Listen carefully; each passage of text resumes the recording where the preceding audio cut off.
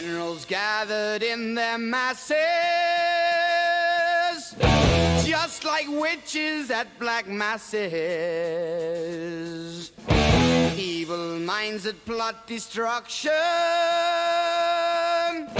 sorcerer of death's construction. In the fields of bodies burning, as the war machine keeps turning. Death and hatred to mankind, poisoning their brainwashed minds. Oh Lord, yeah.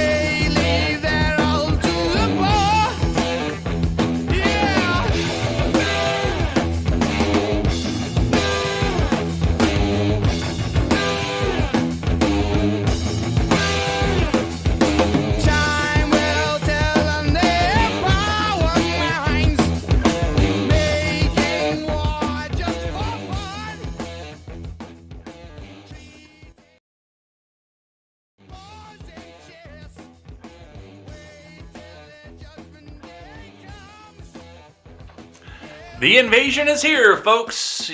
Russia has ordered a full-on invasion into the Ukraine.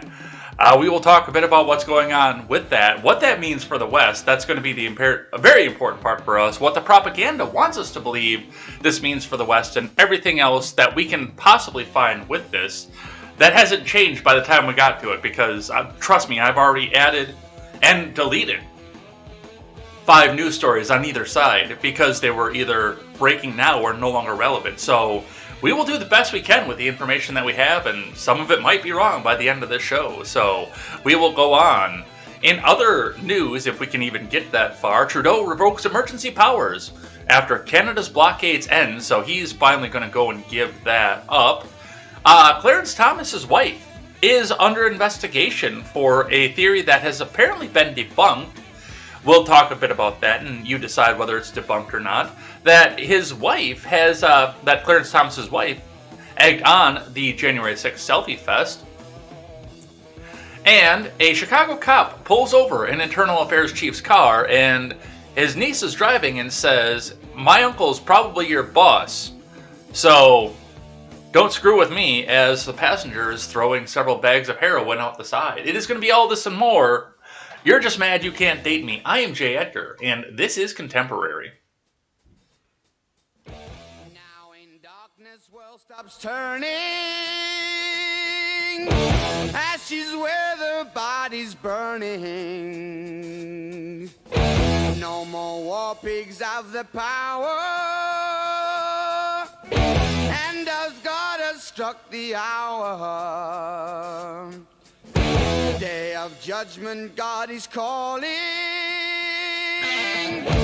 On the knees, the war pigs crawling, begging mercies for the sins.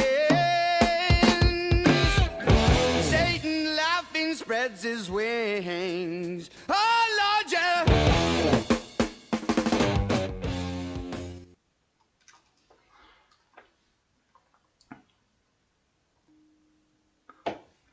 You know, I haven't gone to check to see if I got copyright popped for playing the Black Sabbath song the other day.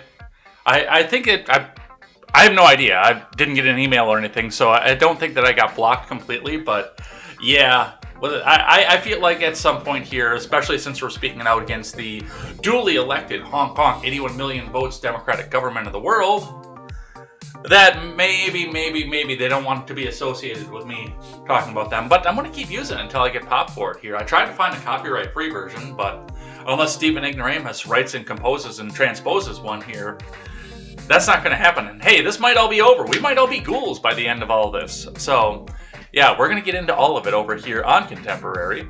A lot of stuff to get to here today. I'm still editing and going here and binding tabs that I forgot. So, yeah, this is just going back up and trying to organize this in the morning while this is all going on, because it's middle of the evening, prime time in Ukraine right now. So a lot of the stuff that's happening is breaking right now.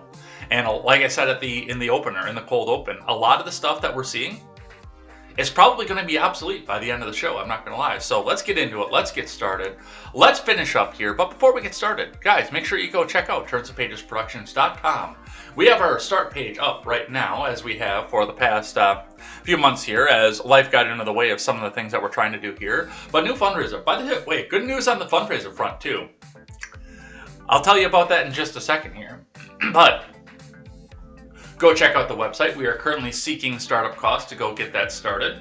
So that's something to watch for and something to go with. But on the network, once we get started, we will be carrying great shows such as The Daily Ignoramus, The Breakdown with Birkenhoff, The R-Rated Conservative, The Freckles and Brit Show, and The Porch Boys. Actually, not The Freckles and Brit Show, because that has been defunct. Now we have a new upcoming project with Brit and Sean Hickman. So go and check out all those people. Follow them all on Twitter. Follow all of their social media.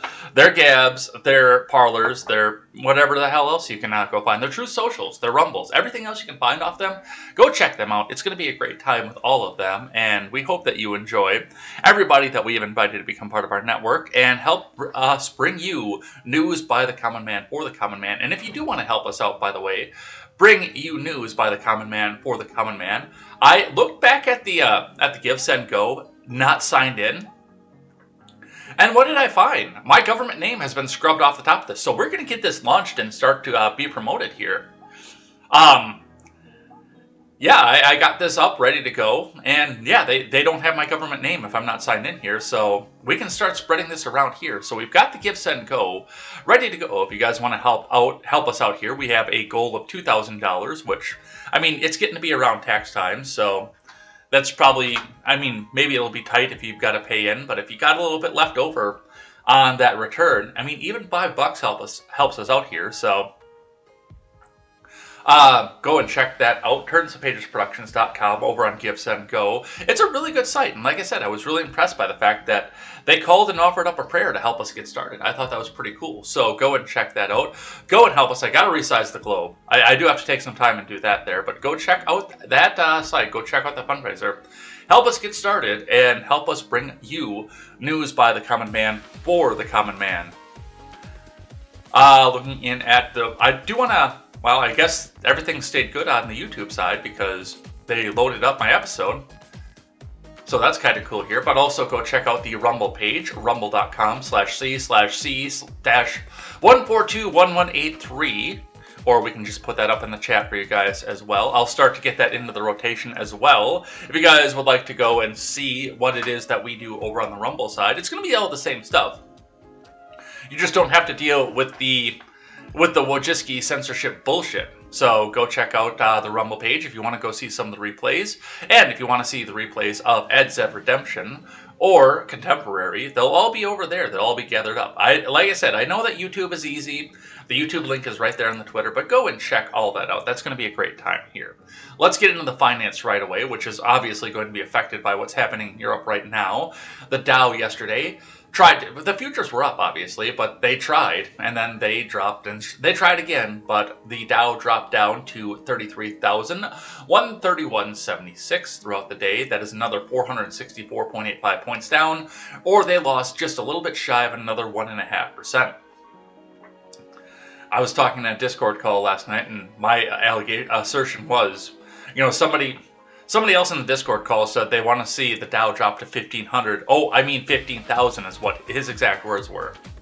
And I looked up and said, hey, dude, I just want to watch the world burn. Let's bring that motherfucker down to 1,500 and see what happens. But yeah, it's down to 33,176, and the NASDAQ and S&P don't look much better right now. Bitcoin right now took a significant drop yesterday as well too. 5% drop on Bitcoin to 35,242.50. So that's something to pay attention to if you hold Bitcoin in your wallet. That is down 2,025 US dollars and 60 US cents per coin. So, and I hope that all my listeners, by the way, have like 25 coins. I really do. I hope they have more than that, but that's what we see coming out of your Bitcoin. Let's look in at the hard metals. Copper turned downward on this. Steel turned upward, or remained upward, I should say, and aluminum remained downward here. So, just contrary to what we saw yesterday, too. Like, very contrary to what we saw yesterday. Everything that has copper in it, including brass and brass shells, where it was all green yesterday, like the whole top of this was green yesterday, all turned red. Plus, conduit steel also turned red throughout this. All of your, well, not all your other steel plays here. Light iron, number one steel, cast iron, rotors, complete carbon shreddable steel all remain up. But BX steel and stainless steel both turned down. Aluminum is still mixed. Siding, aluminum copper fin, and aluminum radiators are down. Cans are up. Sheet aluminum is down. Rims are up. Other plays, electric motors are down. Ballast, well, because of the copper, obviously. Ballasts are down. Lead is up. Batteries are down. Catalytic converters. Small GM cats turned upwards to go with small foreign catalytic converters. But large foreign cats, regular domestic cats, and large GM cats all remain downward. Compressors are down, alternators are down, carbide is up, hard drives are down, motherboards are up, power supplies are down, low-grade boards are down, and PC tower is down. So that's what we have going on the hard metals. Let's see what IBD has to say in the light of an invasion of the Ukraine. I'm sure this is going to be a lot of good news here from Investors Business Daily. Dow futures plunge as Russia invades Ukraine. Crude oil prices soar. So I hope that you guys went out and put some fuel in your vehicles when I told you to. I usually say not official financial advice, but that day on Tuesday, that was official financial advice. Because I saw that headline coming right there. This is from Ed Carson. Dow futures tumbled early Thursday, along with S&P 500 futures and NASDAQ futures, as President Putin launched a military attack in Ukraine on multiple fronts. President Brandon said there will be further consequences versus Russia. Bond yields dove while crude oil surged and gold futures rallied. The ailing stock market tried to bounce Wednesday, but then sold off hard with the Dow, S&P, and NASDAQ undercutting their January 24th lows. Futures indicate the NASDAQ will enter a bear market on Thursday. Putin announced early Thursday, local time, that a special military operation said that he said was aimed at demilitarization and denazification of Ukraine, which, by the way, the Democrats should be in big favor of Russia right now because they hate the Nazis, remember? Everybody they don't like is a Nazi.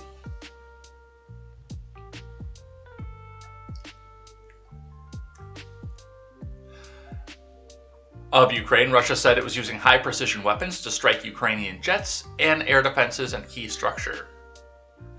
Russian troops are crossing the border on three sides and appear to be closing in on Kiev.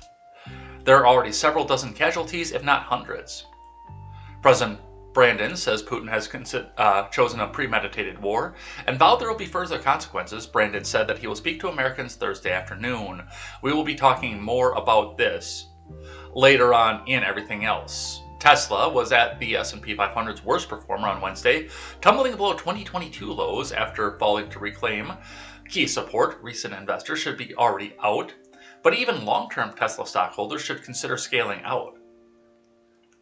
And partially that's because the gas-powered people are going to be making bank right now because they're going to be making new military vehicles. The gas and the diesel people. I'm sorry, but that's what happens in war. Either for the US troops to drive or for them to sell out to the Ukraine. After the close, Booking Holdings, Live Nation, NetApp, Ultra Clean Holdings, and eBay reported earnings. Alibaba and LNG play Cheniere released results early Thursday. Tesla is on the IBD leaderboard, but not for long. On the futures, this is painful. Dow tumbled 2.35% versus fair value. on the futures.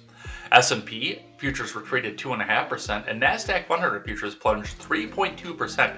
NASDAQ was almost to the point. It was getting closer than I've seen for a long time since the commie fucking coup started, where they were getting ready to go throw the circuit breaker and stop the future sales to keep it from bottoming completely out. The 10-year yield dove 12 basis points to 1.86%, which is surprising. Crude oil prices jumped 8% to above $99 a barrel after topping 100 at one point. Brent crude traded near $105. Gold futures rose 3% while the US dollar left because the ruble and the euro are both hurting right now. Corn, wheat, and other farm commodities shot up again. With war looming, we're gonna have to start exporting, so that's gonna start coming back up. I mean, that'll be somewhat good for farmers. Russia is a major exporter of crude oil. Oh, by the way, and with corn too, if we do have to break the bank and go start using ethanol, because we can't get gas any other way, because God forbid we open up the Keystone Pipeline, that's another thing that's going to shoot corn up right now. Russia is a major exporter of crude oil, natural gas, and many key metals, while Ukraine is a key grain exporter. European exchanges sold off hard Thursday. Thursday's Russia. I'm guessing there's a punctuation mark missing there somewhere, because this is a run-on sentence like you wouldn't believe. So let me see if I can figure out where this is supposed to be. European exchanges sold off hard on Thursday. Russia's benchmark MOEX, I'm guessing that apostrophe S wasn't supposed to be there, and that's supposed to be period. European exchanges sold off hard on Thursday. Russia's benchmark MOEX index crashed more than 30%. The ruble tumbled to lows versus major currencies, which is why the dollar is up. Trust me, the way they're printing, that's the only reason the dollar is up right now. Remember, overnight action in Dow futures and elsewhere doesn't necessarily translate into actual trading in the next regular stock market session. So that's what we see coming up here. Looks like we already have a new donation onto KTZed Go. So thank you, Fanning, for that. That's awesome. Get that started. Thank you very much. I will check in on that after the show, but thank you, thank you, thank you.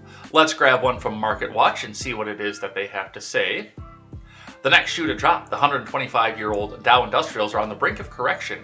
Here's what history says happens next in the U.S. stock market. Well, it's not good. The Dow Industrial Average was on the verge of entering correction territory after closing sharply lower on Wednesday as the Pentagon said Russian troops were poised to launch a full-blown invasion of Europe. And that was last night, by the way. The 125-year-old Dow fell 465 points to close near 33,132 after trading as low as 33,8490. A close below 33,119,685 would mark a 10% decline from its January 4th record high, meeting the commonly used definition of a correction. I bet you we're there tomorrow. The Dow would join the NASDAQ and the S&P, which on Tuesday finished in correction territory for the first time in 2 years. The Dow last finished in correction on February 27, 2020, and extended the decline into bear market, defined as a drop of at least 20% from a recent peak, during the height of the pandemic, fueling sell-off 2 years ago, and then 2 months later was just about back to where it was. But don't worry, the Donald destroyed the economy. This time, around the combination of tighter monetary policy from the Federal Reserve, that's probably going away in a hurry, by the way. To combat inflationary pressures and geopolitical tensions, we're squelching bullish sentiment. On Wednesday, the Pentagon said that 80% of the Russian troops and separatist forces in the Donbass region of Ukraine are in position to deliver a fuller attack on the Eastern European country. Although a decline into correction can be unsettling for investors in the short term, over the longer run, such a condition tends to give way to gains in the 1 week and 1 year period, according to the Dow Jones market data. There's a Democrat in office, please buy! Keep the stocks up! On average, the Dow gains 2.7% a week after finishing in correction, but finds itself at the same level 2 weeks out. But the index gains 3.3% about a month out, 5.2% in the 6 months following a 10% fall from a peak, and 8.7% a year afterwards based on the data going back to 1896. So with that, a lot of you guys will probably have a deep conversation to have with your financial advisors. I know I do. Because this could go in a number of different directions. We will see what happens with that. We will see where that goes. Let's get into, well, the news that we're all waiting to hear. I know that Sully has been waiting to hear this for a while here. Let's start with the Daily Wire. Today, Russia begins full-scale invasion into Ukraine. Putin confirms military operation is underway. From Ryan Saavedra. Russia has reportedly launched their full-scale invasion into Ukraine during the early morning hours on Thursday, according to a top U.S. senator. Yeah, this was happening about the time I was going to bed last night, actually. Marco Rubio, vice chair of the Senate Intelligence Committee, tweeted, "The Russian invasion of Ukraine is now underway. In the hours to come, Russia will conduct strikes on air defense systems, move to cut off Kiev from eastern Ukraine, and move to cut off Ukraine's military forces on the line of contact in the east to prevent them from pulling back to defend Kiev," Rubio added. Those are actually all probably... Wait, I can't actually say that because every leftoid on Twitter will hear that. I mean, that would be the part of the clip. He's in support of Putin. But in a video game, in a completely isolated situation, the tactics that are being used would probably be fairly effective. And if this was being used by one of our allies, a lot of people would be cheering this. Russian President Vladimir Putin announced during a speech that was broadcast during the early morning hours on Thursday that a special military operation was underway with the goal of demilitarizing the country. Putin told Ukrainian soldiers to lay down their weapons and go home. He also issued a threat that appeared to be aimed at NATO and the US, saying, "A couple words for those who will be tempted to intervene. Russia will respond immediately and you will have consequences that you have never had before in history. And you give us moose and squirrel." I told you. If we'd have given away Rocky and Bullwinkle in 1959, nothing would have happened. This would all be solved. But no, we had to defend moose and squirrel. Rubio noted that explosions were now being heard in the vicinity of the important trading port of Mariupol. No video, just picture, but you can see the flashpoint right there. And a tweet that didn't load, so I don't know what's going on with that. ABC News' Chief Global Affairs correspondent Martha Raddatz reported that Russian military leaders have gone to their command center and cyber attacks are underway. UN Secretary General Antonio Guterres pleaded with the Russians during an emergency meeting, saying, "President Putin, stop your troops from attacking the Ukraine." Let's listen. President Putin, stop your troops from attacking the Ukraine. Give peace a chance. Too many people have already died.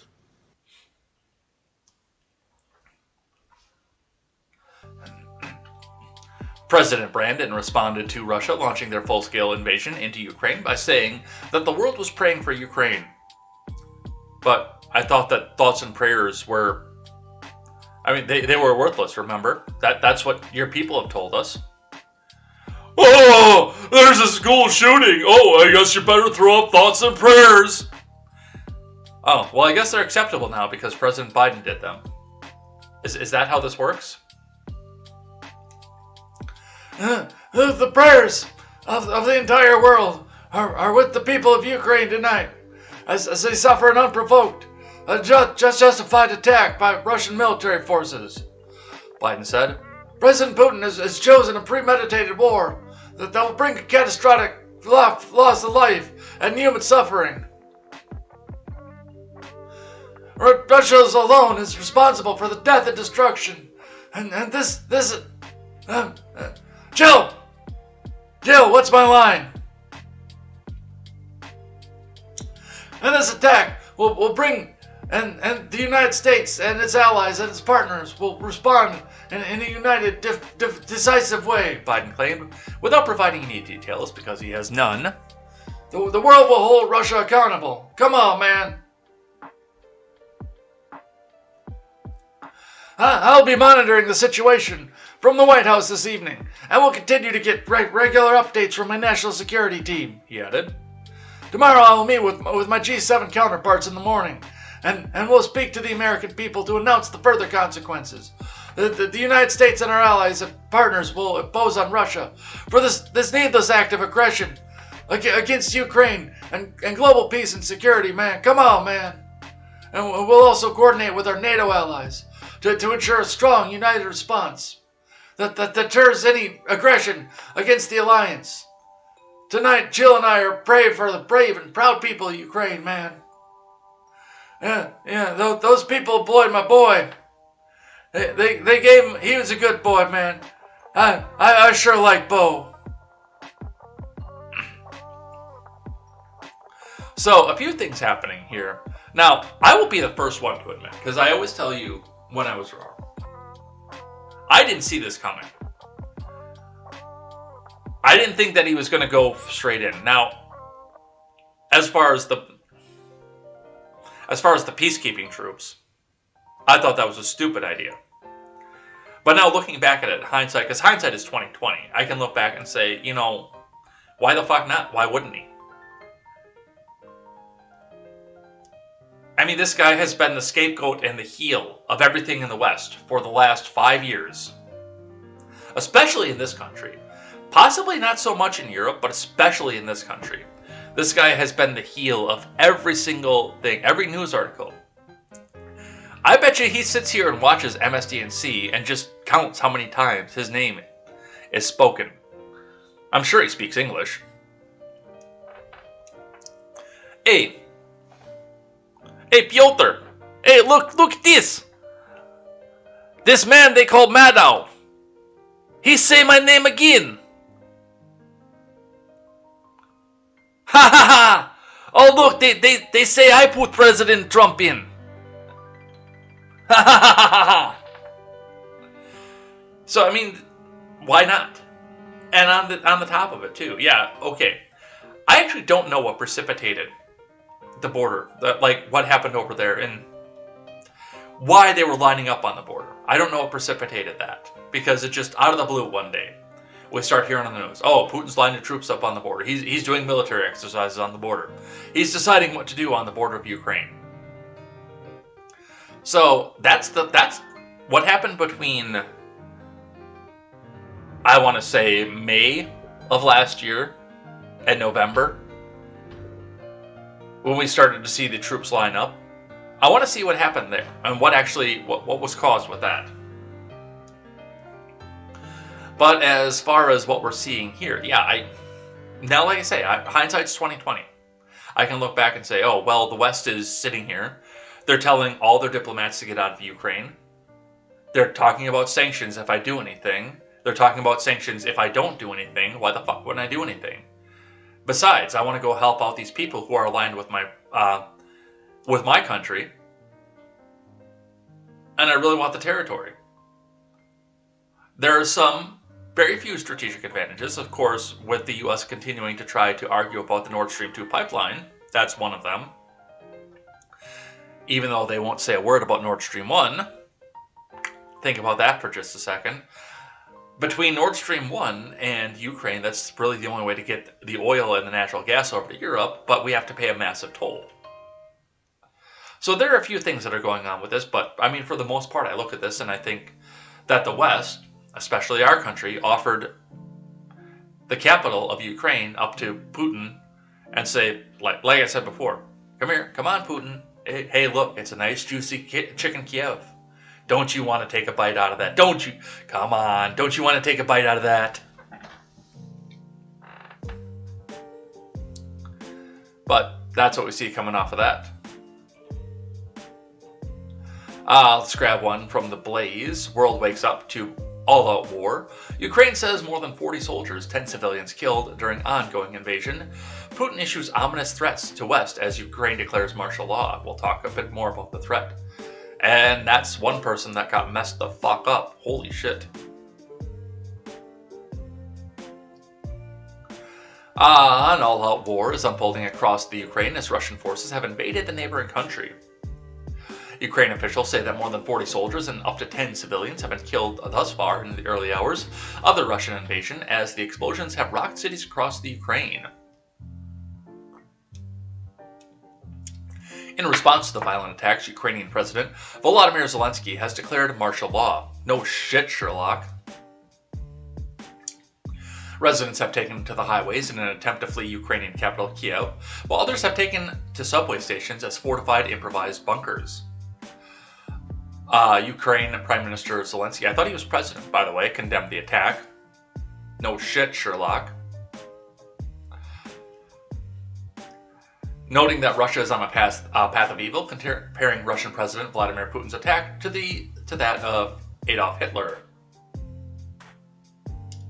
In Thursday's remarks, Zelensky called for everyone who is able to join the military and called on veterans to help. Putin took to the airwaves early Thursday and issued a disturbing threat while detailing the invasion, which he referred to as a special military operation.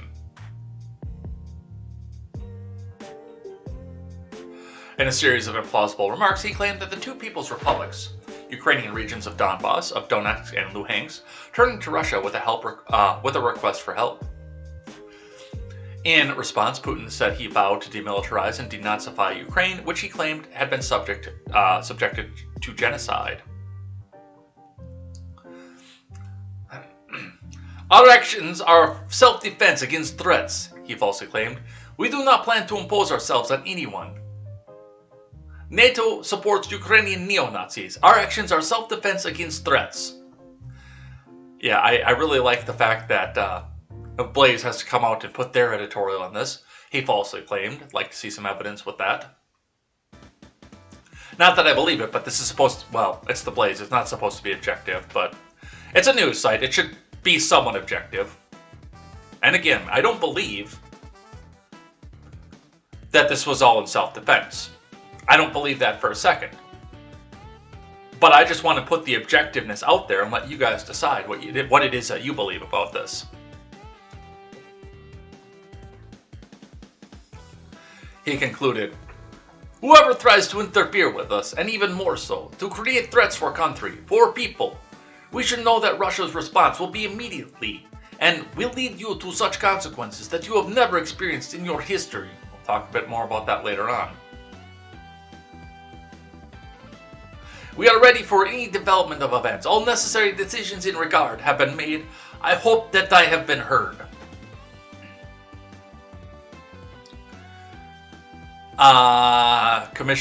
European Commission President Ursula von der Leyen vowed to hand down the harshest ever sanctions against Russia in response to the barbaric attack, threatening to weaken Russia's economic base as well as its capacity to modernize. We will freeze Russian assets in the European Union and stop the access of Russian banks. I'm sorry, I don't know what country von der Leyen is from, so I can't apply the appropriate accent.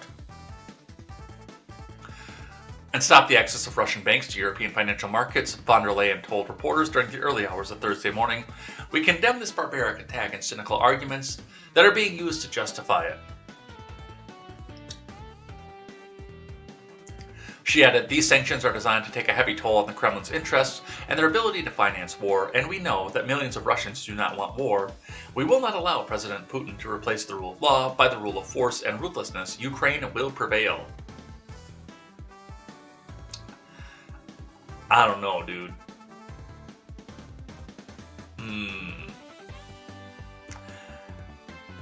I give that one about 50-50. I want to see Ukraine prevail. I don't like their chances. I hope she's right. I really do. But that's what they say coming off of that. So, and that's one thing to recognize too. And we'll talk about this a bit later on. I think it's down here. Yep. This one that's archived over here.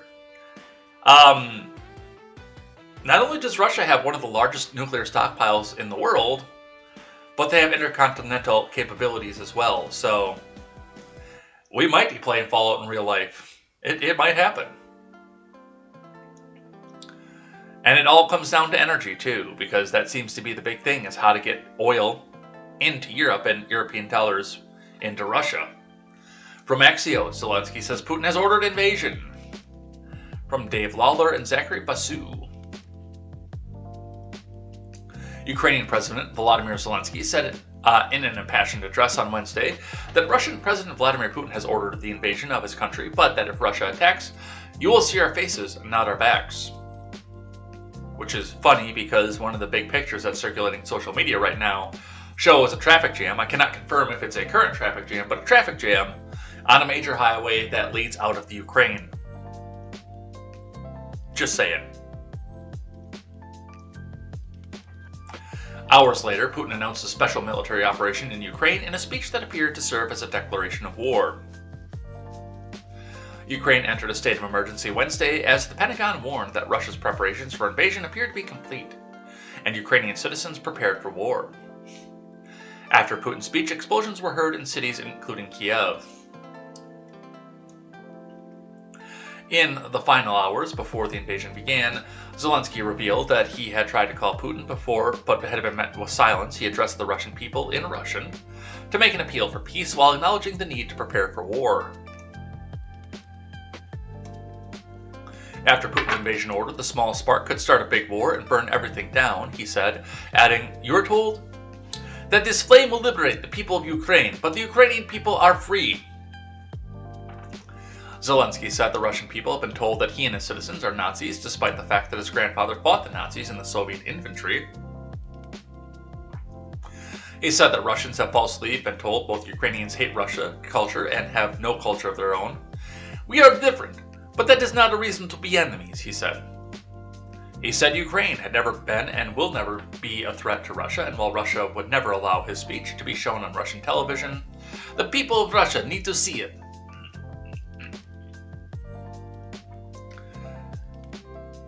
So, I'm looking back at just kind of the way this is worded here, and now Zelensky's saying that up here, all the way up here, that the Russian people, you'll see our faces, not our backs. But I hate to say it, when he says something like this, he says Ukraine had never and will never be a threat to Russia.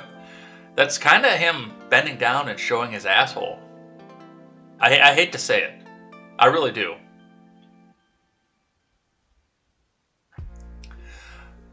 But that's what they say off of that. Let's grab one from our friends over at NPR. And you know that NPR has their smug face on. Not only because they get to say, "We told you so. We told you that President Brandon was right," which I'm not 100% sure that he was. But they also want to tell you that it's going to be great, that the world's premier communist nation will be spreading communist ideals in eastern Ukraine, while NPR goes to spread communist ideals throughout the country here. After weeks of warnings from President Biden, Russia invades the Ukraine. This is heard on Morning Edition. And remember, hit that donate button because it's not your money, comrade. It's our money. So, let's make sure we go over and donate. Never Printing Reality, National Progressive Radio. By the way, for MK Ultra, I did not time this. It's really weird that I came out to NPR during this song on the rotating playlist. Just the same as I did yesterday, because I remember MK Ultra saying something about the Donkey Kong water music while I'm reading the NPR voice. Let's see what they have to say. Oh, this is just a listen. They don't have this transcribed. Do you think we'll get popped if we listen to this? I guess let's find out.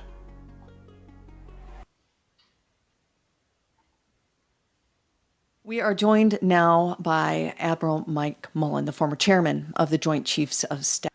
We are joined now by Admiral Mike Mullen of the Joint Chiefs of Staff. Admiral Mullen, thanks for being with us. Good morning, Rachel. The White House has been warning of a Russian invasion into Ukraine for weeks. There were cyber attacks last night on Ukrainian government agencies, then missile attacks on military targets today. Is all this happening as the U.S. expected it to? I think it was, even up until the end, very difficult to predict exactly what Putin would do. But certainly now that this has started, I think it's unfolding in a way that the White House had predicted all along, just because of the scale of the force the mix of the force, now the sequencing missiles initially, then aircraft, and undoubtedly what will follow will be large troop movements. Are the Ukrainians equipped to fight back? I think that's certainly to some degree, Rachel, but they're not equipped to significantly oppose this force in a way that would stop them in their tracks. I think where Putin appears to be going now, and I would call this we're now in sort of an all-out invasion, and I think that the port area that you just described in Odessa, the land in the east, and then Kiev. My guess it would be Kiev is really the main target and looking to change out the regime. So, and that's all we're going to do off of this, because I'm already falling asleep listening to these assholes. But I mean, listening into this and some of the strategy I mean, of course, Kiev is going to be the main target off of this, because when you take Kiev and you take Zelensky, you take basically the chief commander of the military force. I don't know how the chain of command works in Ukraine. I've never read the Ukrainian constitution, and as recent as the government is in Ukraine right now, I don't know that they even have one yet. So looking back at this, I don't know what happens, but I know that, again, under most military situations, if you take out the president, the prime minister, or whoever is the top, that's usually the leader of the military, the person who can call off or call on the military. So if you take the capital, you control the military. And if you don't control the military, you've at least demoralized them to the point where you can pretty much sweep in. And so, of course, why would anything other than Kiev be the target? They've already got the two regions that were disputed, plus Crimea. Why, literally, if you're going to cross the border into Ukraine itself, why would anything but Kiev be the target? So, thank you, Admiral Obvious. He's ascended past captain, Admiral Obvious. And that's what we see from that. Let's grab one from the Blaze. So this was interesting. Ukraine temporarily has a Second Amendment.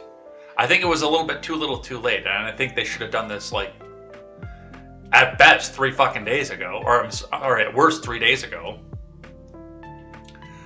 But yeah, this is something that should have happened already. I would have said 3 months ago when they started talking about this. And the U.S. should have been selling them to them here, but Ukraine's parliament votes to allow citizens to carry guns and act in self-defense amid Russian invasion. Gun stores are already bustling. I'm curious to see if there's a timestamp as to when this got published. I know there's a date stamp, but not a timestamp. Because I pulled this up last night, and it was pretty far down in the stack. I'm just trying to think, okay, is this like 4 o'clock in the afternoon yesterday? 10 o'clock in the morning yesterday? When was this? As Russia continues to threaten full-scale military invasion, the Ukrainian parliament on Wednesday approved a draft law giving citizens permission to carry firearms and act in self-defense, and within hours, gun stores were bustling. Reuters reported that the draft measure was approved on the first reading. Its authors reportedly stated in a note that the adoption of this law is fully in the interest of the state and the society, adding that the law is needed due to existing threats and dangers for the citizens of the Ukraine, which might have been also a part of the reason that the invasion happened now. Its authors reportedly stated in a note that the adoption of this law is fully in the interest of the state and the society, adding that the law is needed due to existing threats and dangers for the citizens of Ukraine. Well, I mean, if that's the case, I would have done that after Crimea in 2014. The move comes only days after Vladimir Putin ordered peacekeeping troops to the Russian-speaking regions of Donetsk and Luhansk in the southeastern Ukraine. Onlookers, including President Brandon, called the brazen maneuver the beginning of an invasion. And now we have a history lesson onto what happened off of this. But, I mean, there you go. Once again, you know, all the anti-gun people in our country will come out and tell you that the only reason that anybody wants to have a gun in this country is because they want to go take the gun to a school and do a massive school shooting.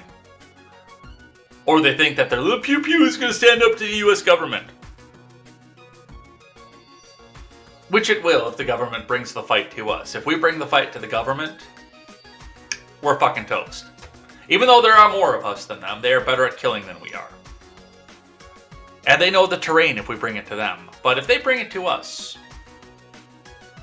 there's only, and I've said this before, there are only so many bodies that they can stack up if they bring the fight to us, if they do an invasion into the country, before even their own people look back and say, shit, are we on the wrong side of history here?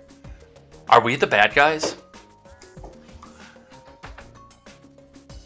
But with that, what I'm saying with this, because that's completely off topic off of this, what I'm saying with that is one of the reasons that no country has successfully invaded us since 1812. They've infiltrated, but they haven't successfully invaded since 1812, is because if they try to, let's say they come into the port of Boston, if they survive the Irish Mafia, about the time they get out to Ware on I-90, every redneck with a fucking gun that has somehow managed to get past Massachusetts' strict gun laws will be up their ass. And if they manage to take that area on a full-scale invasion coming through the Boston Harbor, by the time they get to upstate New York, they're fucked. And I live in a place where we'll basically be just getting the last scraps if they ever do get this far. Or if they come in through the Great Lakes, good luck. Enjoy Milwaukee and Chicago. Or Detroit. If they come in through the St. Lawrence Seaway, they come across the bridge. Enjoy Detroit. There aren't a lot of places in this country where you can successfully launch an invasion without running into some redneck somewhere.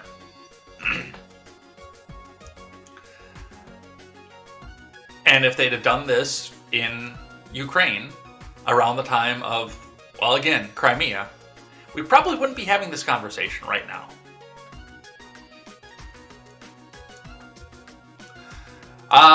We've got some video, warning, disturbing video may be coming, and I have not pre-screened this video, so... watch, missile hits airport in Ukraine. Video captured what appeared to be a cruise missile striking an airport in Ukraine on Thursday as Russia launched a full-scale invasion into the country after amassing approximately 190,000 soldiers near the border over many weeks in what Russian officials claimed was just military drills. Let's watch. There again, video may be disturbing. I have not pre-screened this video. I-24 News in English says Russian missile hits Ukrainian airport of Ivano-Frankivsk.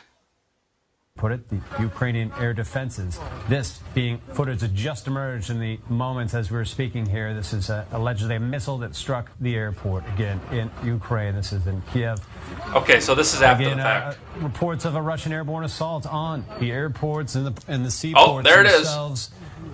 Coming in from virtually all directions in Ukraine, Belarusian armored columns also joining the Russians from the north, rolling down the major highway towards Kiev. People taking shelter, air raid sirens again. Some reports even of people fleeing the major cities, which are clearly a target at this point for what appears to be an all-out assault on Ukraine, and that according to the Ukrainian government themselves. So these are the updates here. We'll continue rolling with them as they emerge here. So much happening in this arena. We're in the studio there with our correspondents, and we have Owen Alterman, a senior international affairs correspondent. Owen, the Israeli angle, one we keep trying to... So... That's something to see. And again, for the most part, where they were standing, they were blocked by a building, which is probably about the safest place to be. But still, to see just that cruise missile coming in like that.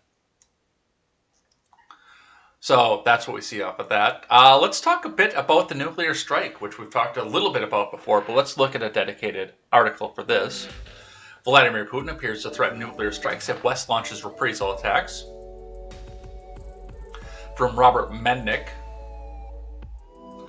Vladimir Putin appeared to threaten nuclear strikes if any country tried to attack Russia in retaliation for the invasion of Ukraine.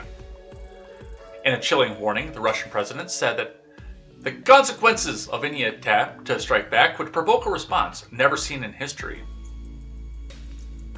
Putin stopped short of directly saying he would deploy nuclear weapons if the Russian army was attacked by forces other than Ukraine, but analysts believe the threat was implicit.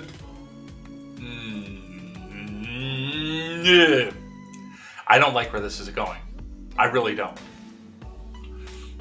Believe it or not, I've got some problems with this.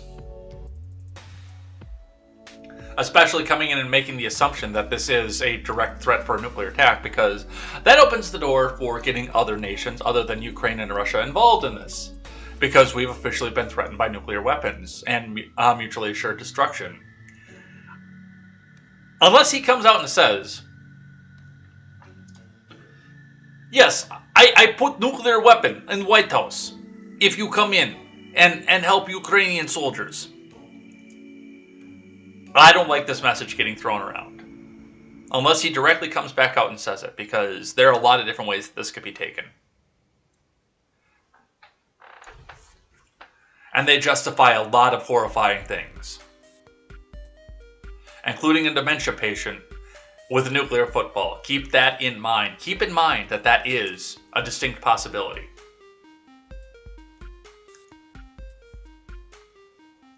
In his address to the Russian nation, broadcast live on television at 5:45 a.m. Moscow time, President Putin said, "Whoever tries to impede us, let alone create threats for country and people, must know," where's my cursor, "that the Russian response will be immediate and lead to consequences you have never seen in history. All relevant decisions have been taken. I hope you hear me." In a stark reminder of Russia's nuclear power, Putin then warned that no one should have any doubts that direct attack on country will lead to destruction and horrible consequences for any potential aggressor. Well, you're kind of a potential aggressor right now, Mr. Putin, but the address amounted to a declaration of war on Ukraine, with the aerial bombardment and invasion following shortly after. Russia's assault on Ukraine will spark a series of reprisals from the international community that will include economic sanctions, but will likely stop short of risking a wider conflict. Yeah, okay. No more war pigs have the power. Hand of God has struck the hour. In Washington, Brandon warned that the U.S. and its allies would respond in a united and decisive way, while at the UN Secretary General Antonio Guterres, apparently they needed to repeat his title twice, asked the Russian leader to withdraw his troops and give peace a chance. President Biden, who plans to address the American public on Thursday, said, the world will hold Russia accountable, which is probably happening right about now. And that is something to remember in the midst of all of this. As I said before, Russia has a massive nuclear stockpile and intercontinental capabilities. I don't know I'm sure that the Air Force and the Navy are scrambling right now to make sure that they have the capabilities to stop one of those things in the fucking air, but I don't know. We've never been tested off of this. That particular drill has never been tested.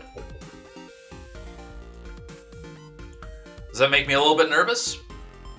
Well, I'm within 100 miles of Chicago, so yeah, a little bit. Just a wee little bit. So we'll see what happens with that. Al Jazeera. Airspace is closed in Ukraine, Western Russia, as Putin orders an attack. No author given. Russia has announced the closure of its airspace for civilian flights on the western border with Ukraine and Belarus, while Ukraine closed its airspace to civilian flights, and Europe's aviation regulator also warned against hazards of flying in areas bordering Russia and Belarus. So, for those of you who are planning to go to wonderful, peaceful, snowy Poland for your vacation, sorry. The move comes on Thursday after Russian President Vladimir Putin announced a special military operation in the Donbass region. The use of airspace on Russia's western border with Ukraine and Belarus has been temporarily suspended due to the high threat of the safety of the flights of civilian aircraft after the use of weapons and military equipment, a notice to airmen or notice to air missions statement said. In another statement on Thursday, the Russian Defense Ministry said it was using high-precision weapons to disable air defense systems, military airports, and the Air Force in Ukraine. This is all fairly standard practice off of this, but I mean, as you see, all the flights over here are completely going around. Jeez. For people who are afraid of global warming, there's sure a lot of planes that fly over, plane routes that fly over this area. But yeah, I mean, straight out of Ukraine, everything is done and out and across the border. You still see some more over in Russia, but that's just around Moscow and everything over there. But it's eerie to see this blank spot right here. In fact, I'm a little surprised that they're going as far as Warsaw right now. If it was me, these 5 flights right here would also probably be canceled, and everything Lithuania and Latvia too. I'd hold off on those ones. I think Warsaw would be the furthest east I would go, if it was me. But I'm not a foreign minister. I'm a guy who sits in his living room and talks into a microphone and tells you guys, well, what I would do. From Market Watch. Okay, I guess we can't read this one here. In spite of the fact we just read a Market Watch article earlier here. Airline stocks dive in the wake of Russia's invasion of Ukraine. We'll hold off on that. We'll probably skip that one because that's obvious. We don't know why because we can't read the damn article. From the Dissociated Press, World expresses outrage, plans stronger Russia sanctions. From Raf Kassert and Foster Klug. Foster Klug,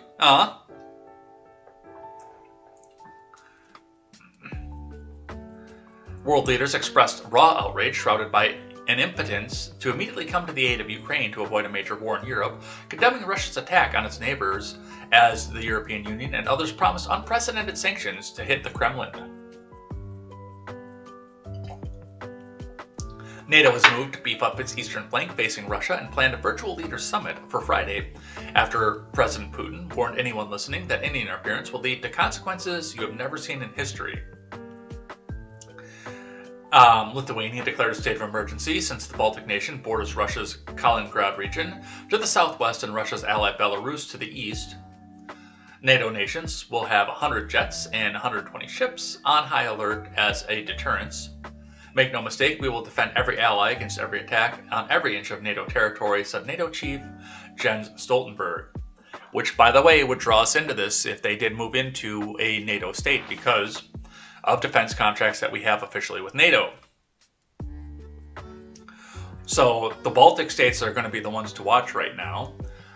European Commission President Ursula von der Leyen called it a barbaric attack on an independent nation and also targeted the stability in Europe and the whole of the international peace order. The EU will hold an emergency summit in Brussels. But no one promised to move in militarily and defend Ukraine as it could touch off a major European war. So instead, most of the world, but not China, condemned and threatened to hit the Russian elites with, in the words of von der Leyen, massive and targeted sanctions. She will put to EU leaders late Thursday a proposal that will target strategic sectors of the Russian economy by blocking the access to technologies and markets that are key for Russia. And also hitting everybody else's economy because guess what chemical compound your country runs on and guess where that comes from? She said if the sanctions are approved, we will weaken Russia's economic base and its capacity to modernize, and in addition, we will freeze Russian assets in the European Union and stop the access of Russian banks to European financial markets. By the way, now would be a very good time to open up that Keystone pipeline again, just saying.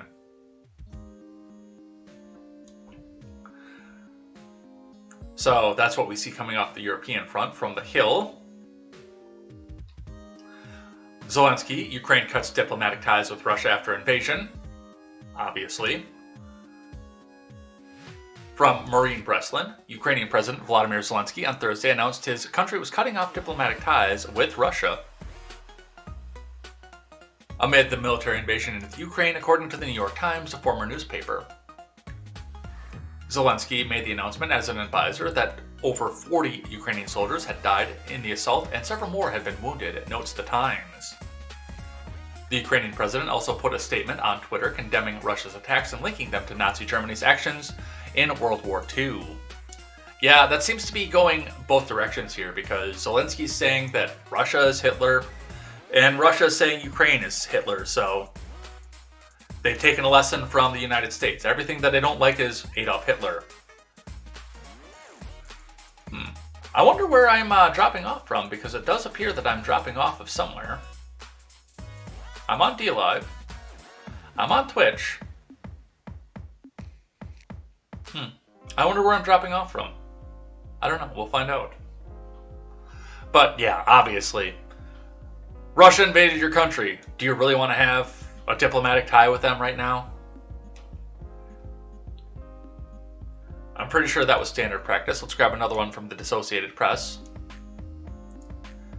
That's a review. We saw that in the other Associated Press article. We'll skip that one. So this was a little bit funny yesterday. New scapegoat just dropped. CBS News is clobbered over propaganda tweet covering for Biden's economic disaster. From the Daily Wire's Amanda Pressa-Giacomo. CBS News was clobbered with criticism online after the news organization posted a tweet ridiculed as propaganda, seemingly conflating President Biden's economic troubles from the start of his presidency with repercussions from the Russia-Ukraine conflict. The U.S. economy has been hit with increased gas prices, inflation, and supply chain issues due to the Ukraine crisis, CBS News captioned a post. Now, see, you're wrong on this, Daily Wire. It's very obvious what happened. See, when Russia crossed the border out of the Donetsk region into the rest of Ukraine, it actually created a rift in a time warp, and all the economic problems that were going to come from Russia actually went back and started exactly on January 20th. That's what actually happened.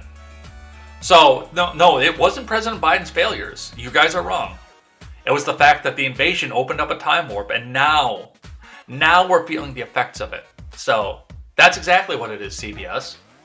Didn't you guys see the time warp? Or we could just say, let's do the time warp again.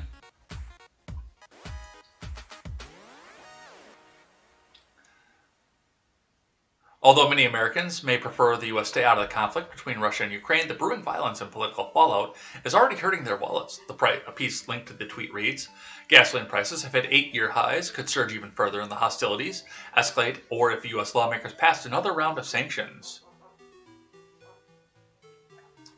The economic impact could also move beyond the gas pump, Wall Street analysts warn. CBS News adds, sanctions or export controls against Russia could make current semiconductor shortages even worse, while restrictions on wheat or metals will drive the fiercest bout of inflation in decades to climb even higher. Yeah, your food's going to get more expensive because we're going to have to be exporting a lot of meat and grain, by the way. The tweet was notably published mere hours after President Biden gave a speech telling Americans to buckle up for coming economic hardship, likely as a result of coming sanctions against Russia. No, Shapiro, tell your writers that they're wrong. Tell your writers that they are absolutely wrong, that this wasn't. I mean, none of the economic problems were Biden's fault. It was that pesky fucking time warp that opened up and sent all of the economic woes that we're about to face back to 2021.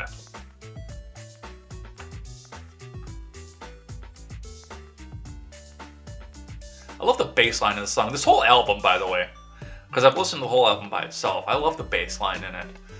From CNBC, China refuses to call Russian attack on Ukraine an invasion and deflects blame to the U.S. Probably not a bad target. Oops, did I say that out loud? Oh no, I might be accused of being a Russian sympathizer. From Evelyn Cheng.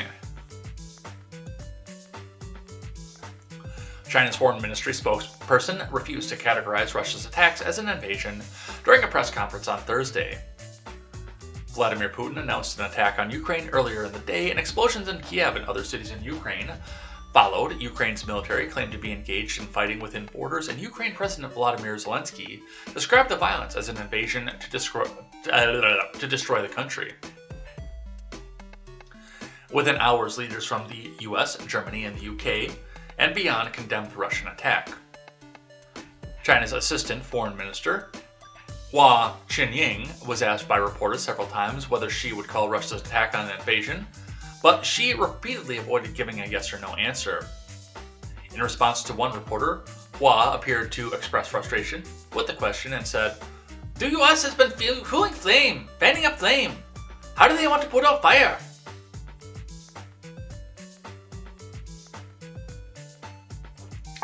That's according to an official translation of her Mandarin language remarks. Hua said Russia was an independent major country that could take its own action. She referred repeatedly to Russia's government statements on Ukraine, such as a claim from Moscow's defense ministry that Russian armed forces do not strike Ukrainian cities. Yeah, they're getting buddy-buddy in here because they want help when it comes time to go back and take Taiwan, which we'll be watching for that. We'll see what happens with that. And on Reuters, I think this is the last one. Yep, this is the last one we do for Ukraine. Then we've got a bunch of other stuff to get to. Yeah, good luck with that. China says Taiwan is not Ukraine as island raises alert level. From Reuters, no author given. Taiwan is not Ukraine and has always been an inalienable part of China, China's foreign ministry said on Wednesday, as Taiwan President Tsai Ing-wen called for the island to beef up vigilance on military activities in response to the crisis. Here's an idea, Taiwanese. Firearm behind every blade of grass. The comments come after British PM Boris Johnson flagged the risk of Taiwan in a warning last week about the damaging worldwide consequences if Western nations fail to fulfill their promises to support Ukraine's independence. China, which claims Taiwan as its own territory, has stepped up military activity near the self-governing island over the past 2 years, though Taiwan has reported no unusual maneuvers by Chinese forces as tension over the Ukraine has spiked. Yeah, but I would still be watching it if it was me. And by the way, it's the other way around. They have it completely backwards here. See, China is actually a territory of Taiwan, who is the legitimate government of China, not the other way around.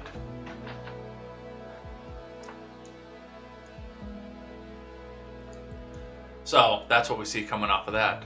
All right, let's shift gears here. Let's move out of what's happening in Eastern Europe as we go back to start to do head under desk drills like we did in the 40s and McCarthyism takes over on Twitter. Let's talk about Canada. One that I was going to talk about yesterday, but I didn't have an article to go with it here from CTV News. Key convoy organizer Tamara Lich denied bail while Patrick King appears in court. From the Canadian Press staff. One of the most visible organizers behind the protests against the Pinko Pox restrictions and the Liberal government near Parliament Hill was denied bail on Tuesday. Yeah, you saw that coming. An Ontario court judge said she was believed there was a substantial likelihood that Tamara Lich would commit offenses if released. Another key organizer, Patrick King, was in court for a bail hearing where a woman who acknowledged that she had only met him 4 weeks ago offered to be a surety, pledging half the value of her Alberta home to guarantee his bail. The Crown argued for King's continued detention, and the court is slated to rule on the matter on Friday. In Lich's case, Justice Julie Bourgeois said the trucker convoy's effect on Ottawa was immense and she felt Lich was obstinate and disingenuous in her responses to the court during her bail hearing, which took place on Saturday. I cannot be reassured that if I release you into the community that you will not reoffend, Bourgeois said. Your detention is necessary for the protection and safety of the public, eh? Yeah, that sounds like a free and fair country, doesn't it? Doesn't it? You're a political enemy. We're gonna put you in prison forever, eh? So that's what we see from that. Let's grab another one here from our friends in NPR. Because if they're not supporting one communist regime, they're supporting another. Trudeau revokes emergency powers after Canada blockades end. This is from NPR. It comes to them from the Associated Press, but even though they didn't do the writing, do make sure you hit that donate button because it's not your money, comrade, it's our money. So let's have a listen to what it is that they have to say on this one from the Associated Press. And remember, never printing reality, National Progressive Radio. Let's see what they have to say.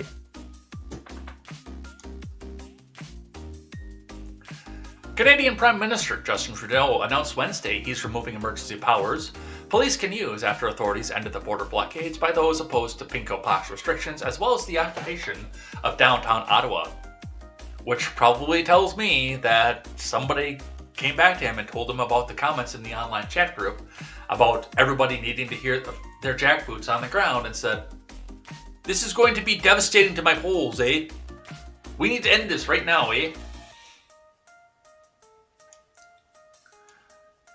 Trudeau invoked the powers last week, and lawmakers affirmed the powers late Monday. Trudeau said then the powers were still needed, but noted that we will not stay in place a day longer than necessary. The situation is no longer an emergency. Therefore, the federal government will be ending the Use of Emergencies Act, Trudeau said. We are confident that existing laws and bylaws are sufficient to keep people safe. I'm pretty sure with the police jackboots comments, somebody came out and said, Mr. Trudeau,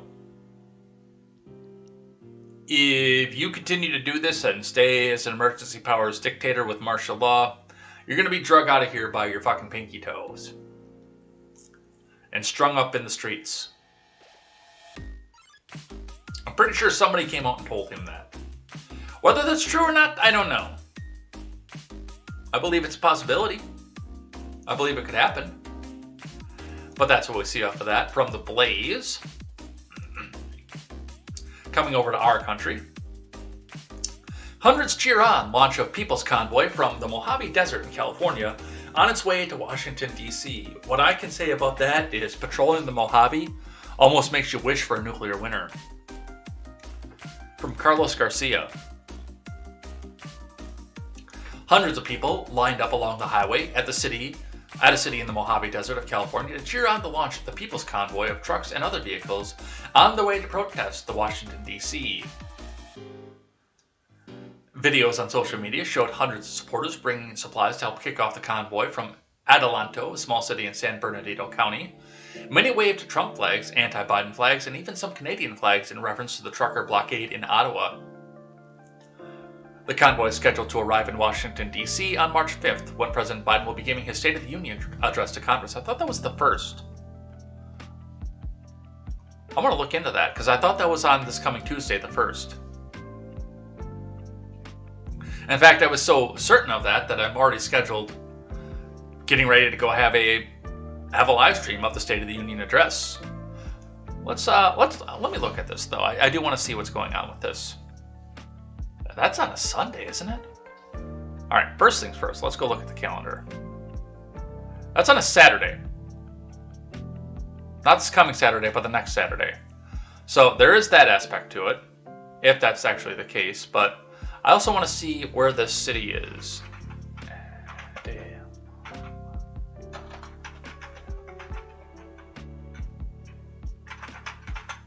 I don't know why I'm in caps lock either, but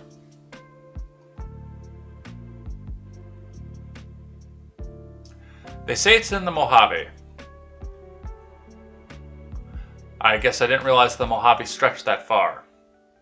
Because that's almost to Los Angeles, where it's at right now. I guess I could show you what I'm looking at here. Yeah, that's almost to LA down there in San Bernardino County. When I was thinking they were in the Mojave, I was thinking they were going to be somewhere over here. Like on the New Vegas map. Like over in Prim or something.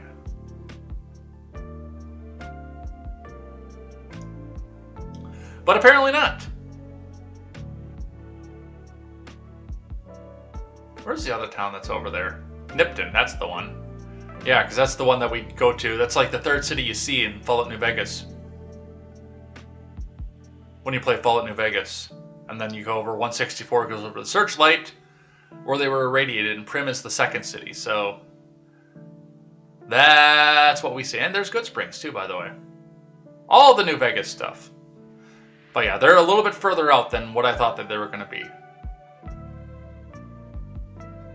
So they're getting started. I'm not sure how I feel about this.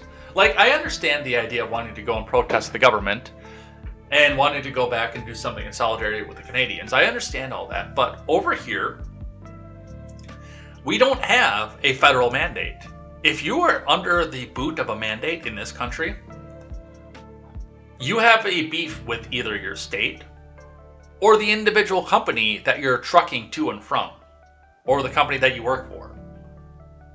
You don't have anything with the federal government unless your wife or husband is a healthcare worker in a Medicare facility. That's the only time you have a beef with the federal government in response to the pinko fucking pox. That's literally the only problem that you would have with the federal government right now. is if you have a spouse or somebody in your family that's in the medical industry, which statistically that's still probably a large percentage of people because there are a lot of people in the medical industry in this country, don't get me wrong. But there is no federal mandate in this country. There's none. What are you protesting? I need to know that. And if you're protesting mandates, why are you going to the federal government? They can't do anything about it. That's a states' rights issue. I think this is a setup. I'm going to be completely come out and say this. Now, if the OSHA mandate had gone through, I would actually be a lot more accepting to this. If the OSHA mandate had been accepted, had been taken up by the Supreme Court and said, oh no, this is fine. This is perfectly within the purview of the executive branch.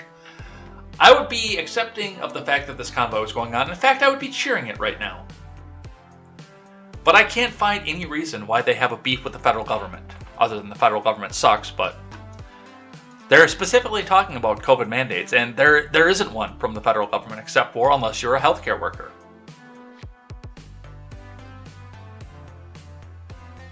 So, that's what we have going on. So, I don't know. I don't know how I feel about this. And these are people I'm in support of normally because these are people I work adjacent to in my other job. It's just, especially if they're going there for the State of the Union. My big worry is that one section of protective barrier around the Capitol is just going to accidentally fall in the middle of the State of the Union speech, and all of a sudden a bunch of people are federal criminals because they got caught up in the sweep. So, yeah, I don't know how I feel about this. Let's talk about the Supreme Court. Biden has met with at least 3 potential Supreme Court nominees. Announcement expected soon. Talked about this in the Discord call last night too, because, again, if it wasn't for the fact that he had come out and said on the debate stage, I'm gonna pick a black woman for this, I probably wouldn't have been completely opposed to the idea of Ketanji Brown Jackson. I've looked at her records. She seems fairly moderate. She seems semi-constitutionalist, somewhat.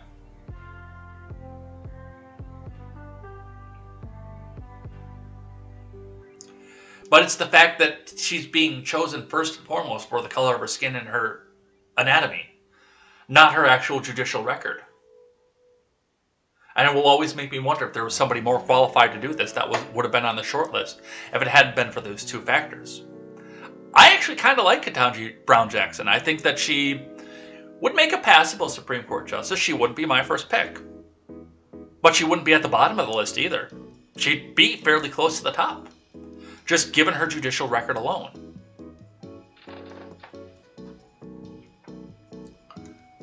Let's see. One source familiar with the 3 meetings, including the meeting with Jackson, who has been considered the front-runner, said the president has yet to make up his mind. 2 other sources confirmed meetings with Kruger and Childs. Biden's final decision is expected by the end of this month, which is, by the way, in 4 days. The top 3 contenders are Jackson, who sits on the U.S. Court of Appeals for the District of Columbia, Kruger, who sits with the California Supreme Court, and Childs, who sits on the U.S. District Court for the District of South Carolina.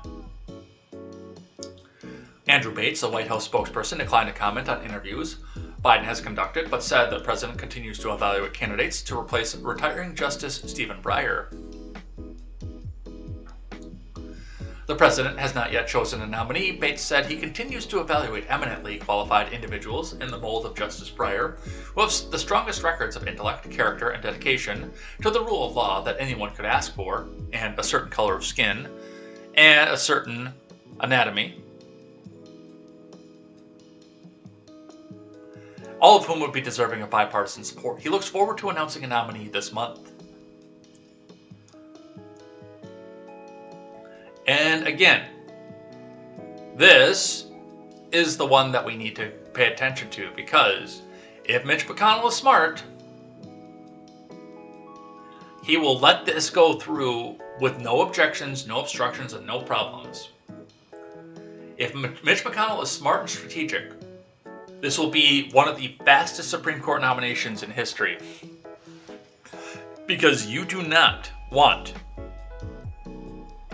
to have this issue hanging over your head come midterm time. You don't even want it to be close. You want this done and wrapped up by about August. So, no fights, none of this, none of that. Just come in and say, oh yes, okay, well, we like this woman, we like what she's doing, let's go ahead and put her up on the court. But Ben Crump decided that he needed to weigh in. For those who remember, this is the civil rights attorney who just happens to show up every time there's something that involves a police officer. Ben Crump calls on Biden to pick Jackson as the Supreme Court nominee.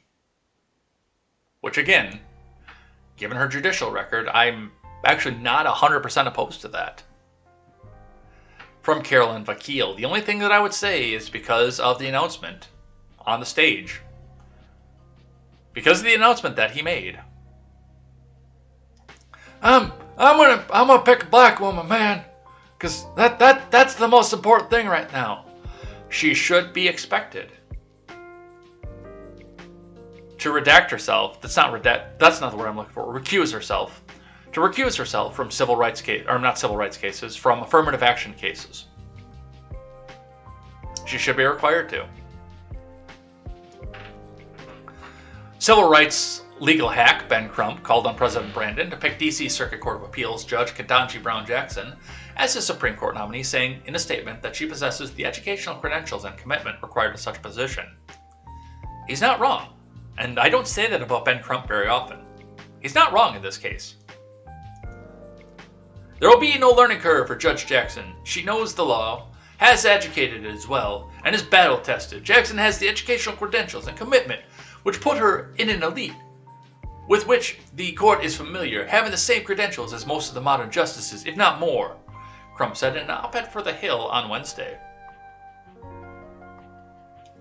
The two have taught at Harvard's Trial Advocacy Workshop seminar twice.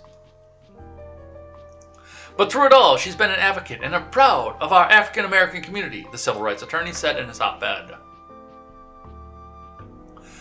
Crump also noted Jackson's previous experience clerking for Justice Breyer, her experience as a public defender, and her previous work with the U.S. Sentencing Commission as an advocate for reforming criminal sentencing. That actually doesn't, I get what he's trying to do with this, but that doesn't really qualify her for an appeals court, a civil court, essentially. Because, unfortunately, that is what the Supreme Court is. They very, very, very, very rarely take up a criminal matter. I think it's only happened a few times in history. I could be corrected on that. If anybody needs to correct me on that, I'm open to being corrected. But as far as I know, there have only been a handful of criminal cases taken up by the Supreme Court. It's usually a civil one.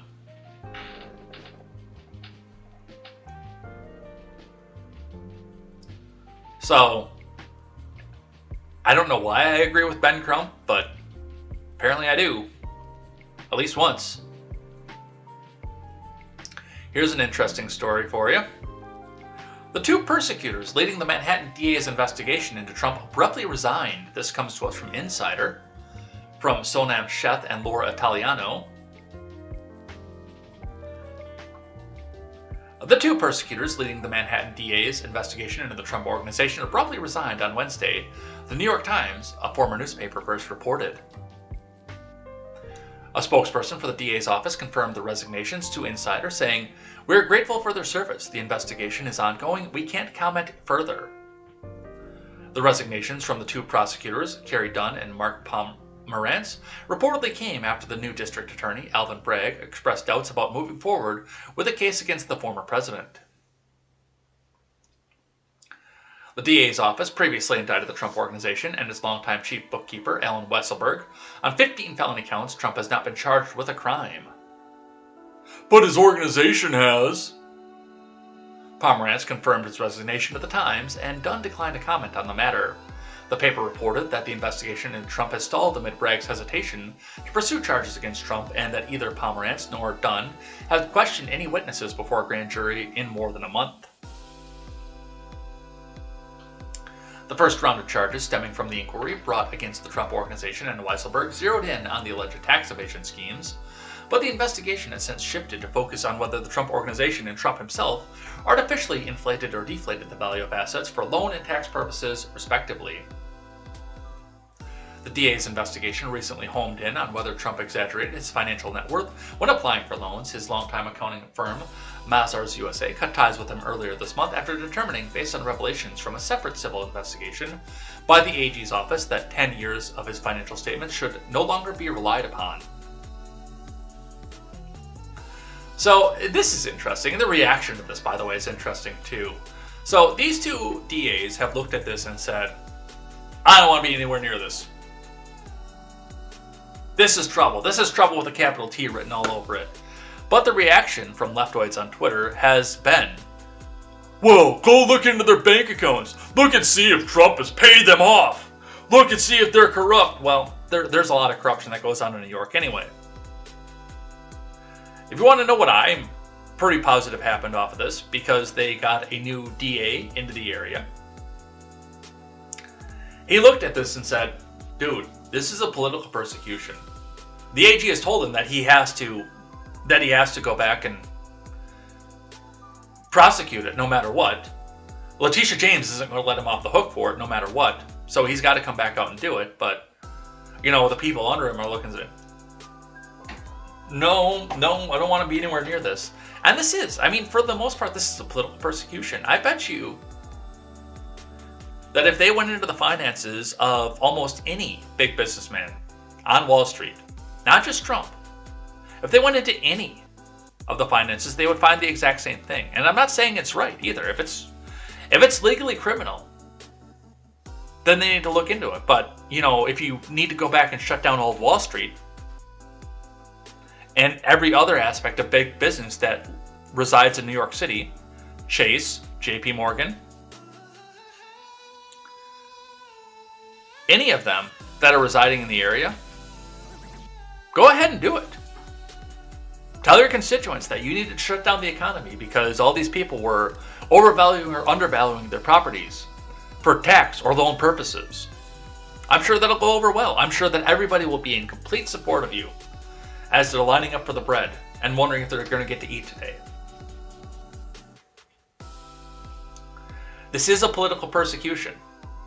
And again, as I've said, as far as the tax purposes go, if you don't have your own tax assessor going to figuring out what kind of property taxes that person owes, that's on you. Yeah, they can undervalue it on paper or overvalue it on paper. That's fine. But you're the one who's assessing the taxes, so you should be doing your own research into it. And it's the same thing with the banks. You would think those banks out there don't have their own assessors to go out and make their own determination of the value? If they don't, let me know which banks they are, because I do not want to put my money anywhere fucking near them. And I do have some money in a national bank, by the way, that I believe has, if not headquarters, at least a major office in the same Manhattan district.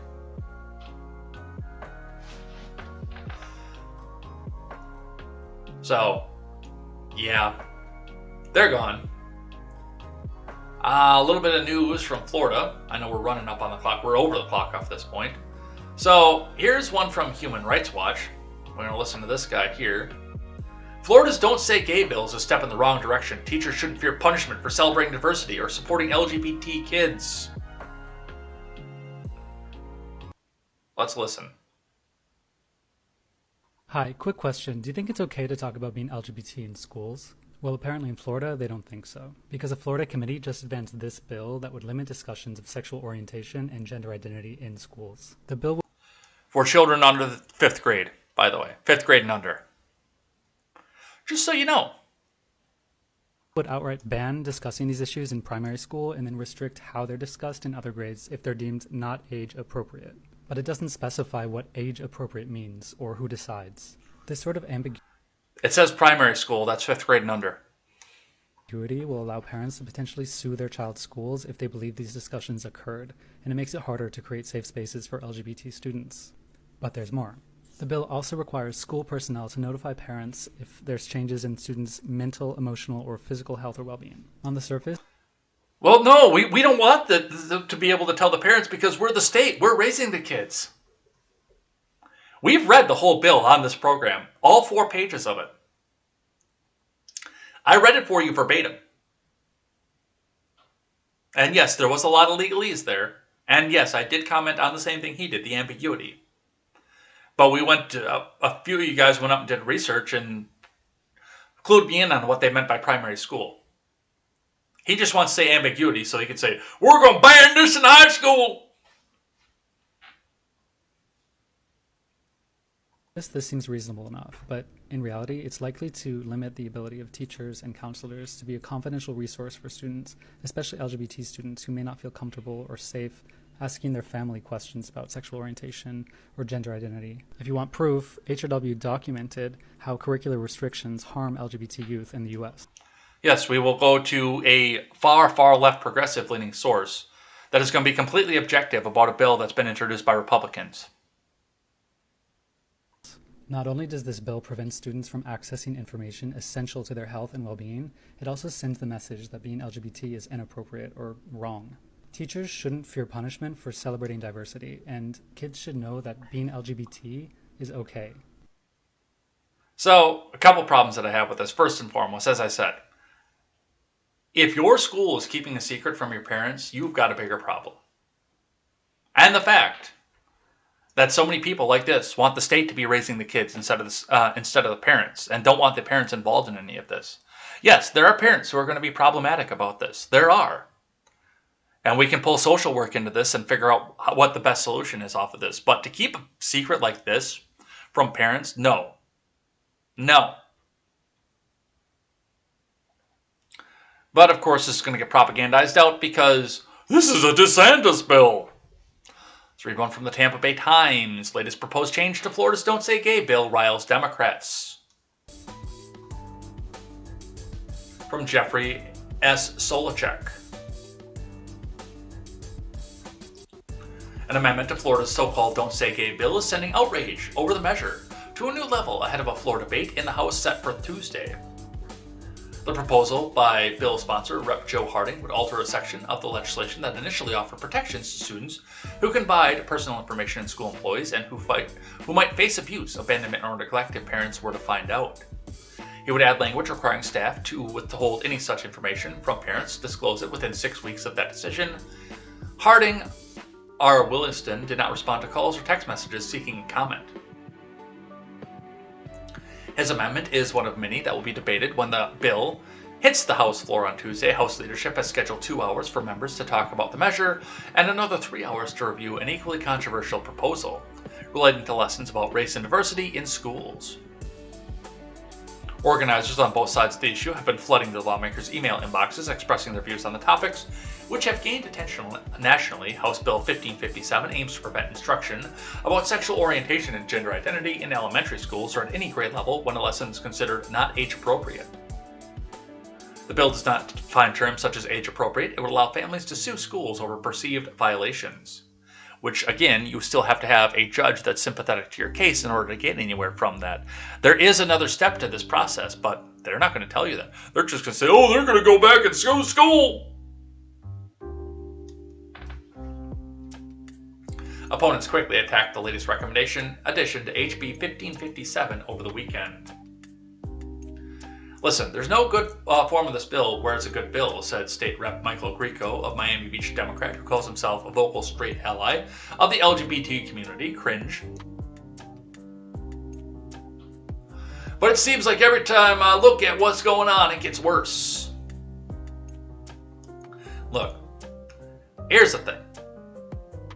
If your school is finding a reason to keep secrets from parents, I have a problem with that.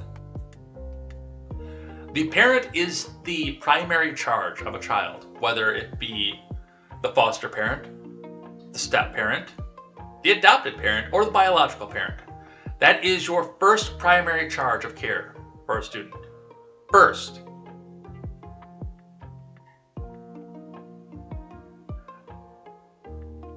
If there are issues with abuse, There are avenues that we can go down for this. But that is your first. And it opens the door for anybody. Somebody who might actually seem like they might be loved at home, even if they come out of this. I see a lot of people that have come out that it doesn't change their relationship with their family.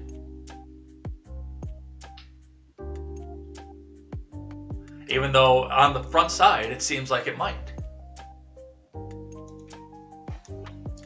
I see a lot of that out there. But a lot of this is, again, a lot of this seems to be aimed at, on the Democrat side, making it so that the state is raising your kid, not you. Which is a part of Agenda 30. We'll see what happens with this. Can we do a few more? I want to get to this one. I don't know if we can, because I still got to do Thing I Like and Thing That I Hate. But I want to get to this one right here, the New York Post, the second one. So let's see what we can do, because I know it's after the time where we need to go. From the New York Post. Kyle Rittenhouse launches initiative to combat lies from media outlets and personalities. From Jurgen Steinbuch. Kyle Rittenhouse, the 18-year-old acquitted in the deadly shootings during last year's unrest in Kenosha, said he plans to sue news organizations and personalities for spreading lies against him. Yeah, we watched the video yesterday. Me and my team have decided to launch the Media Accountability Project as a tool to help fundraise and hold the media accountable for the lies that they said and deal with them in court, Rittenhouse said on Monday on Fox News. I don't want to see anyone else have to deal with what I went through, he told Tucker Carlson, adding that he is looking at quite a few politicians, celebrities, athletes, Whoopi Goldberg's on the list. He claimed that the co-host of The View called him a murderer, despite him being found not guilty of all charges in the shootings that killed 2 men and injured a third on August 25th of 2020. She called me a murderer after I was acquitted by a jury of my peers. She went on to still say that, he said, and there's others. Don't forget about Cenk Uygur from The Young Turds. He called me a murderer before the verdict and continues to call me a murderer. Uygur, a socialist commentator and attorney, is the creator of the Left Wing program, which is known for promoting progressive politics and left-wing ideas. That guy's a fucking lawyer. He doesn't know shit about the law. I've watched his stupid-ass program. He doesn't know jack fucking shit about the law. That guy's a lawyer? Really? I guess that says more about the California bar than anything else.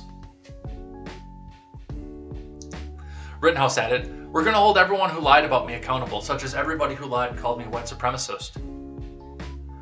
Neither ABC News, which airs The View, nor The Young Turds responded to requests for comments, Fox News reported.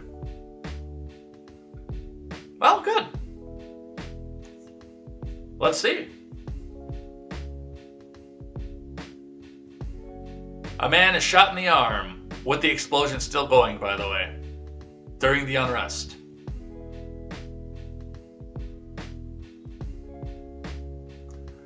And of course, they have to go back and show the artsy black and white photo of Anthony Hoover.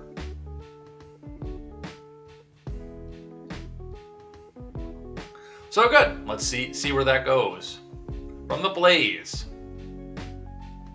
Target drops mask requirements for staff and customers. That's not news. I haven't worn a mask in Target since last January. I don't go to Target that often, but the few times I have, because I deem them somewhat acceptable. Ah, shit, we ran out of memory.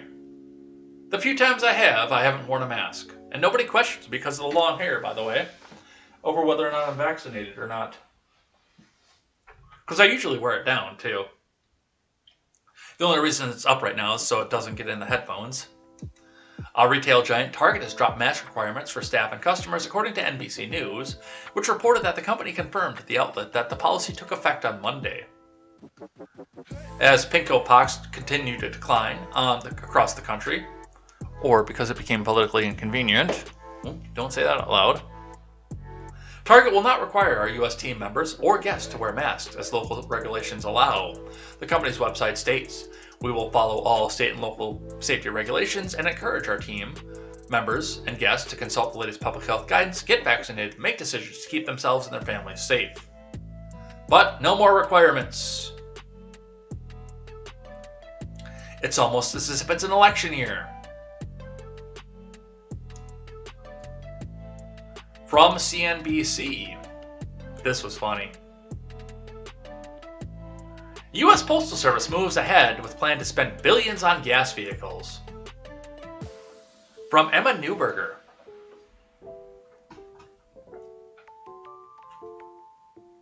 The U.S. Postal Service on Wednesday completed a final regulatory requirement for its plans to replace its delivery fleet, with thousands of gas-powered vehicles forging ahead with a decision that's drawn strong opposition from the Brandon admin and environmental groups. The Postal Service operates roughly 230,000 vehicles, making up a third of the country's entire federal fleet. And earlier this month, the EPA and the White House Council on Environmental Quality urged the Post Office to conduct an updated, more detailed technical analysis and hold a public hearing on its plan. The organization has now completed the evaluation, which puts it on track to deliver the first of the new vehicles next year, which includes at least 5,000 electric-powered vehicles. I love this part here. Postmaster General Louis DeJoy, the Trump ally, who was nominated to the position in 2020, pledged last year to convert 10% of its new trucks to electric power. Our commitment to an electric fleet remains ambitious given the pressing vehicles and safety needs of our aging fleet, as well as our fragile financial condition, DeJoy said in a statement on Wednesday. DeJoy added that the Postal Service can purchase more electric vehicles under the plan if additional funding from either internal or congressional sources becomes available. The Postal Service's plan would blunt the Biden admin's pledge to replace its federal fleet of 600,000 cars and trucks to electric power and cut the government's carbon emissions by 65% by mid-century. Despite a rise in electric vehicle sales in the U.S., the transportation sector is one of the largest contributors to the country's climate-changing emissions, comprising roughly a third of total emissions each year. So, by the way, first and foremost, I do have to question, because it's the top trending article right now, how many global warming emissions are going to be pushed out into the air in the Ukraine in the coming weeks? Oh wait, that's not my backyard, so that doesn't count. That doesn't matter. As far as this goes, now I've said I think electric vehicles are cool. I think this actually is an ambitious plan to go do for the U.S. I don't think the Beast is going to be an electric vehicle, no matter how much they try to tell you it's going to be. I don't think the Beast is going to be. I don't think the Air Force One is going to be. I don't think anything that carries the president around is going to be an electric vehicle. But I mean, the Postal Service is a good place to start, but you still have to have the infrastructure in place to do so. That's the problem. Now, when you go around Janesville, Milwaukee, Chicago, Austin, Houston, Dallas, Orlando, when you go around to places like that, yeah, you're probably going to find a lot of charging stations. You're probably going to find a whole buttload of them. A buttload of them, if you will. But when you get in the middle of bumfuck nowhere, and you have to upgrade your infrastructure in order to have a charging station, you're not going to find as many of them. Like I said, this is possibly a good idea, and, maybe not do 100% of it right away, but, take it 10% at a time. Hey, we're going to convert another 10% of our fleet into electric vehicles. We've had a couple of years, we've seen some improvements into the structure and the infrastructure of the power grid. Yeah, we're going to go a few more of them. I mean, Amazon's trying to do this, and they're running into problems with it. Which, again, electric vehicles are cool. And if the corporations want to do that, and they've got the infrastructure to do it, all the more power to them. Absolutely. But with that, that's what we see off of that.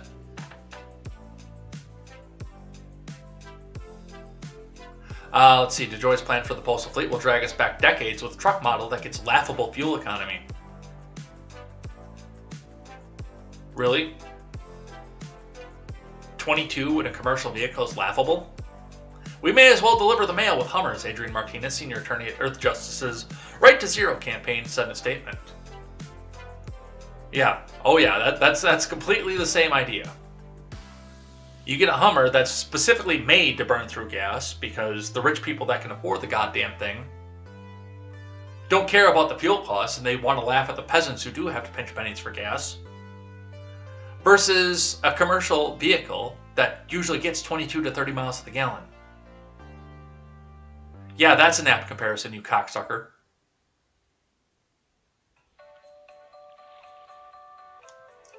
Alright, and the last one, because I found this funny too. I really did. From the New York Post, White House Press Secretary Jen Psaki, red-haired bobblehead, could reportedly replace Rachel Maddow on MSNBC. From Alexandria Steingrad, the Biden admin's sharp-elbowed. I don't know what that means, by the way. Press Secretary Jen Psaki has emerged as a top candidate for Rachel Maddow's anchor chair, according to a new report. I didn't even know Maddow was out. I knew that she'd taken a leave, but I didn't know that she was out entirely, according to a new report. Bobblehead, who plans to leave the White House this year, is being courted by several news networks, including CNN and MSDNC, according to newsletter Puck. A source told the Post that the UTA super agent and co-president, Jay Sorcerers, shopped the idea of Psaki as a potential cable news primetime host all over town, drumming up interest before he signed her. His timing couldn't be better, as TV networks are looking to shake up their lineups, and perhaps more urgently for CNN and MSDNC, both networks are in need of new blood for their primetime shows. MSDNC lost star anchor Maddow, who stepped away from her 9 p.m. Eastern Time show in order to pursue other projects. And CNN is on the hunt for someone to anchor its 9 p.m. show after Chris Cuomo was fired late last year after sexual misconduct allegations came to light, as well as revelations that he secretly aided the defense of his embattled older brother, former Governor Andy Cuomo.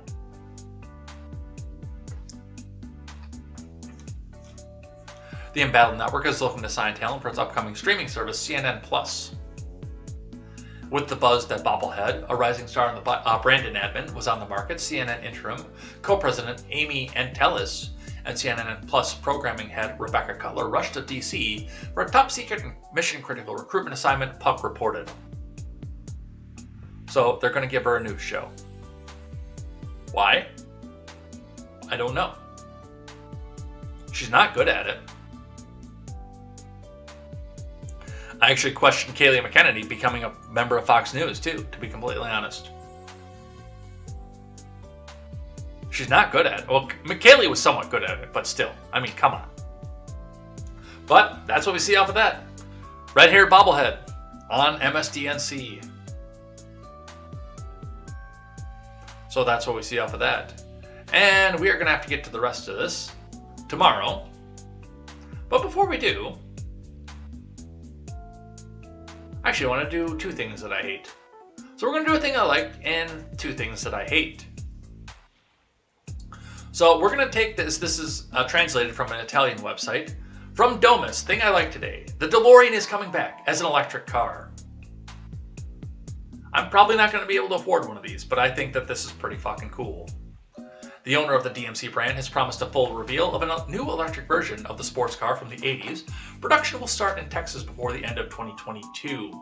I guess my question here is going to be, is it going to look like the old DeLorean? It's got the gull-wing doors, you can see that already. We're looking at the gallery here. It's got some of the body angles. Holy shit, are they building the old DeLorean? Is it going to be stainless steel? The only thing, honestly, about this is, I mean, if it's all electric, and the flux capacitor runs on electricity too, we can't have the dire train scene from the end of Back to the Future 3, because we don't have to worry about the fuel, we don't have to worry about the gas. Got to worry about charging it, but we don't have to worry about the gas.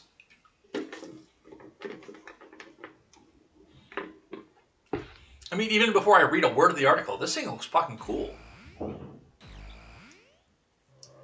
And of course, they have it out in the Mojave because that's the most iconic place to have a DeLorean after Back to the... And by a train track, too, by the way.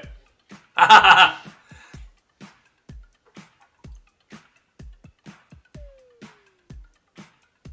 kind of wish they'd do something about the headlights. Although I think this is just a prototype at this point. Or this might be the old one too yet. But still.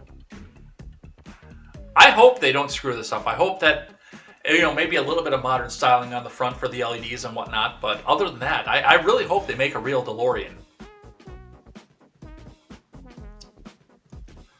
Alright, let's read here. The DMC-12, better known as just the DeLorean, will be back in 2022. They're going to make it. As a fully electric sports vehicle, DMC has taken to Twitter to announce the new deadline and release of a teaser video of the new car. The current DMC has nothing to do with the company that originally manufactured the car made famous by Doc Brown and Marty McFly in the 80s. The brand was acquired in the late 90s by Stephen Wynn, a self-taught mechanic from Liverpool who emigrated to the US in 80 and built his fortune repairing DeLoreans and other British and French cars. DMC was short on details of the car, but it's pretty clear that the new DeLorean Evolve, as the vehicle will probably be named, will be a luxury electric vehicle. The company didn't mention much about the specs, but there's a chance that the car will be based on an EV platform developed by Ital Design and Williams Advanced Engineering. The Italian design company posted a teaser of the DeLorean designed to celebrate its 54th anniversary, thus confirming its official involvement in the DeLorean Evolve project. Let's look.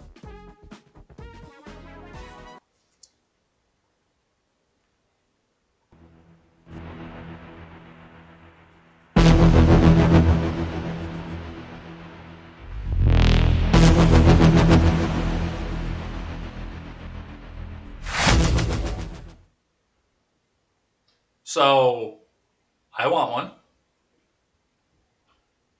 I'm going to come right out and say it. I want one. Yes, please. Donate to the PayPal, because I want one of these. And you guys think I do a good job on the news, right? All right. And now for two things that I hate. So, reading from the Daily Wire, Texas middle school teacher caught on video. Those conservative Christian people, they need to die. They need to get COVID and die. From Ryan Saavedra. This is the party, by the way. This is the party that has the monopoly on compassion. Let's listen.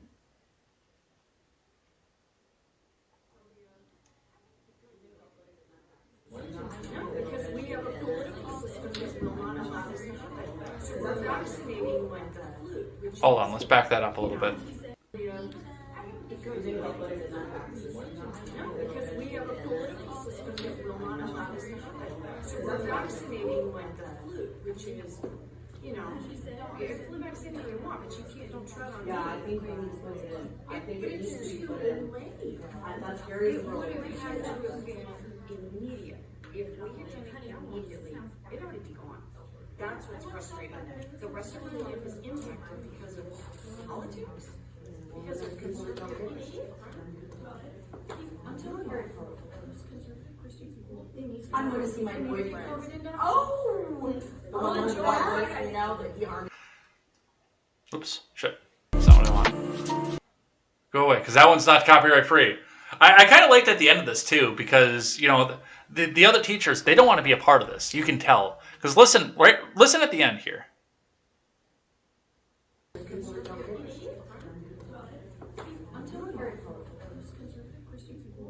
I'm going to see my.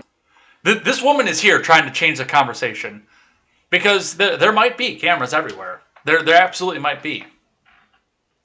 You can hear these conservative Christian parents. They need to. I'm going to see my boyfriend. I don't want to hear this. No. I don't want to hear you say this. I can't be implicated in this. It's right there. It's obvious. And I mean, this is the most I can get a volume off of this too, because this was taken from across the goddamn hall, but still. Good on whoever was filming this too, by the way.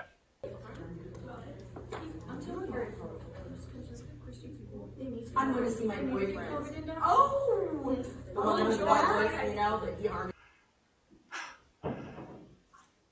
That is exactly what that is, but on the aspect of it, I mean, there's still going to be these zealots out there that believe what the government told them to believe. And they believe that they're going to die if they go out without a mask. I mean, I do notice that all 3 of these women are here without a mask too, by the way. If this one is really concerned about it, put the mask on and talk like this. And hey, your lips might not be able to be read while you're saying that conservatives need to fuck off and die.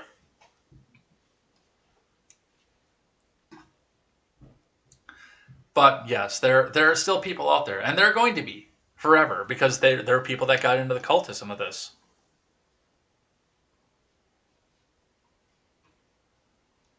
All right. And the other thing that I hate, coming from right out of Chicago.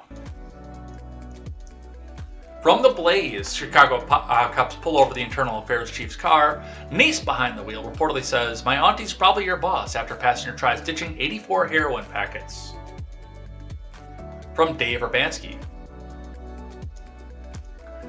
When Chicago police on February 1st pulled over a Lexus belonging to Yolanda Talley, their new chief of internal affairs, Talley wasn't in the vehicle, but her niece was, along with a male passenger who tried to ditch 84 packets of heroin valued at $6,300, the Chicago Sun-Times reported, citing police records and a source familiar with the investigation. What's more, Talley's niece, who was behind the wheel, told cops, "My auntie's probably your boss," the source noted to the Sun-Times. The traffic stop at the 500 block of North St. Louis occurred after officers in a gang investigations unit targeting drug sales spotted a man in a black mask picking up a bag near a black SUV and entered the passenger side of a 4-door silver Lexus, the paper said in a previous story, citing a police report. Officers said they stopped the car because the driver failed to use a turn signal. No, they stopped the car because they saw the car next to a drug deal, so don't lie to us. Adding that the passenger tossed a baggie containing 84 pink packets of heroin out the window. Police said they recovered about 42 grams of heroin worth about $6,300, the paper said. Police arrested the passenger, 34-year-old Kenneth Miles, for possession of a controlled substance, a felony, the paper said, but Talley's niece was let go because there wasn't clear evidence linking her to the heroin, the source told the Sun-Times. Really? Do we have a video of this? No. No video of the stop. Court records indicate that Talley's niece lives with Miles, the paper said. And yet you have no evidence linking her to the heroin. Adding that he's a reputed member of the Traveling Vice Lord Street Gang, and that court records show that he has a lengthy criminal record that includes 7 drug-related convictions. You know, he'd probably be walking free if there wasn't a drug war. Miles on February 1st was free on bail in connection with a separate felony case for allegedly selling fentanyl, the Sun-Times said, adding that the Cook County Sheriff's Office said he was being held in jail without bail. In addition, Miles reportedly provided police with bad information that led to a botched raid at the home of Jeanette Young in 2019, WGN TV reported, citing sources in police records, which once again was probably a situation where if the drug war wasn't in effect, you know, if the government wasn't trying to control substances, what you can put in and out of your own body. And I hate all of this. I really do. If we have to have the laws, they don't apply obviously to cops' kids or internal affairs officers' kids or anything else like that.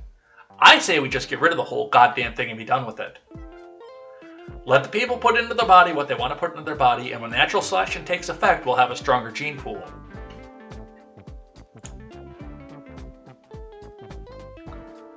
But as far as this shows the full-on corruption of Chicago. This girl lives with this dude, and they can't find any evidence linking her to the heroin that he just threw out the window while she was driving after they got stopped.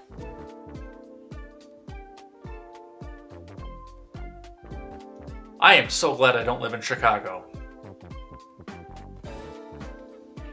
But that's what we see off of that. And we're done. We're out of here.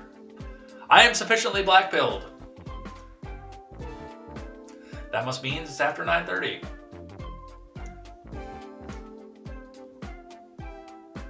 So let's head out of here for the day. So with that, we're going to head out of here for the day. If you guys are over on Twitch, stick around. We're going rating once again because that's always the best way to end this bout. Find somebody else to go back and talk about stuff with. So come back and join for that. Go see who it is that we're going to go and see. Remember, no Daily Ignoramus for the rest of the week as Steven is out of town. But watch him because it looks like he is putting live videos up here and there. So go and check him out. That is going to be a great time. It's always a great time with Steven Ignoramus. But we'll be back here tomorrow. I think I'm going to do some video games.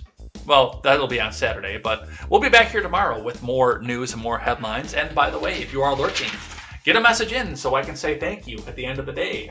And we'll do live chat at the end of the program as well. We'll probably be talking about more Ukraine stuff tomorrow, plus all the stuff we didn't get to today here as well. And we've got quite a handful of stuff to get to there as well. We'll probably be doing a long Monday show once again. So strap yourselves in, check out what's happening with that, and we will see you guys tomorrow and see if there is still a Ukraine out there. So come back and join us then. And until then, I am Jay Edgar, and this is Contemporary. Take care.